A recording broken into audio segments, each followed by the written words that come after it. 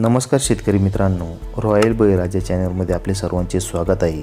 आज आपण बघणार आहोत 23 ऑगस्ट वार शनिवार रोजीचे टोमॅटो बाजारभाव। मित्रांनो, जर कोणी चॅनलवर नवीन असेल तर चॅनलला सबस्क्राइब करून घ्या। छत्रपती संभाजीनगर आवक 130, किमान दर 200, कमाल दर 500, सर्वसाधारण दर 350 रुपये कॅरेट।